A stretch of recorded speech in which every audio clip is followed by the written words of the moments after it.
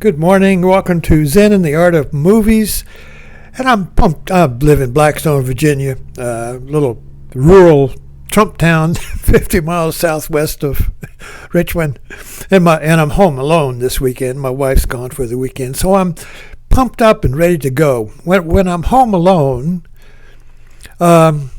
thinking of the movie Home Alone, I live in an eternal day. There's no schedule. There's no things I have to do. Take out the wash the dishes. There's no. Of course, I'm retired, so there's no. By things to do, I mean chores. And usually my wife makes the list. But the point is that when home alone, I'm kind of like in this eternal day. And I wake with ideas, and the idea I want to share with you today is the trap of the canned Elvis. The trap of the canned Elvis. I don't know why I'm holding my thumb up. Because I watched a movie last night called Elvis. And it was a powerful movie because it got into the... There was a twist in it. There was a tragedy in it. The tragedy of the canned Elvis, where Colonel Parker, his manager, both discovered him and canned him. And by the canned Elvis, I mean you put Elvis in a can, like Las Vegas, and he's in a bottle, and he can't get out of the bottle. His debts. Whatever. He can't go on an international tour. He's trapped in a bottle. He's Elvis in a can. And this reminds me of myself. My favorite commercial was Charlie the Tuna. Do you remember that commercial? I forgot when it ran, but commercials used to be great commercials, great teachings. They were always the Super Bowl commercials. And you look forward to the Super Bowl because of the commercials.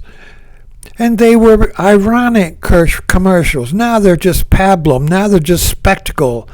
Where have all the great commercials gone? We've lost the irony.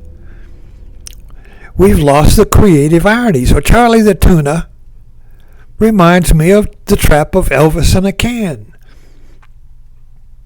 So Elvis sang from the heart, and the power of his song, the motivation for his singing, was a relationship with the fans.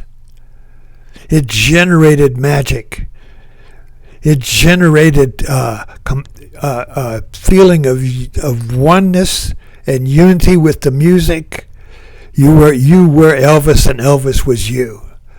It was like Krishna and the gopis in the Hindu mythology. Krishna was a god, a beautiful young god. And the gopis, the cow-herding girls of the village, fell in love with Krishna. And every night they would hear his music coming from the forest, from the meadow, and they would leave their house and go to the meadow and dance with Krishna all night. And there was only one Krishna, but each gopi felt he was dancing with her. So when you danced with Elvis or Frank Sinatra or any other great Krishna or divinity like that, when they sing, they're singing to you. There's many people there, but he's singing to you, you see.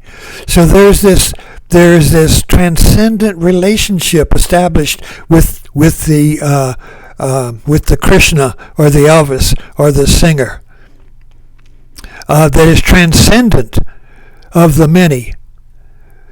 And you feel that God is dancing with you because you are God in that moment. I remember, God knows, I must have been in my early 20s, I don't know when I was, but I was standing at a carnival, in a crowd at a carnival. And there was a barker, a carnival barker, like Colonel Parker. And he was barking, or he was advertising his booth. I forgot what it was. And I'm standing way back in the field, with my arms crossed. just observing. I was one of the many. I had anonymity. I had anonymity. Nobody knew my name. I didn't know my name. I was just an observer. And that man, that carnival guy, looked at me, and he pointed, and I looked around, and he pointed at me, and I went, me, and I remember the shock of being selected, of being chosen, and he said, "Come on, and I recoiled, and walked away. But I remember that shock of being seen, of being chosen. And so I think that, that captures the moment that the Beatles and the Elvis is, when there is the shock of, oh my God, he's singing to me. God has chosen me. And it created, if you look at the crowds, the girls in the Elvis audience back in the late 50s, when he was doing the circuit, and discovering his moves. He didn't know what was happening. Elvis had no idea why he was arousing this orgiastic feeling of unity with his fans. He didn't know why, And he went to turned to his band guy, says, "What's going on? Why are the girls going crazy?" And they, "It's your wiggle, Elvis. Keep doing it. It's your wiggle." I love that. It's your wiggle. So he kept doing it, and suddenly it mushroomed, and suddenly Elvis was everywhere, And then there was the reaction. The Christian reaction, the moral reaction. Oh, he's arousing the devil. He's arousing the devil. He must be killed. He must be deported.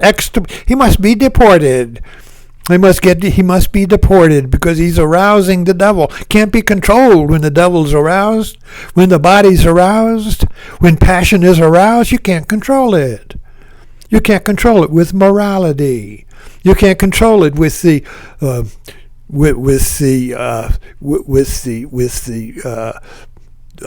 I'm thinking of what am I thinking? I'm thinking of Nurse Ratched. The control of, are you sure you want to? What would people think if you did that? What would your mother think if you did that? What would God think if you did that?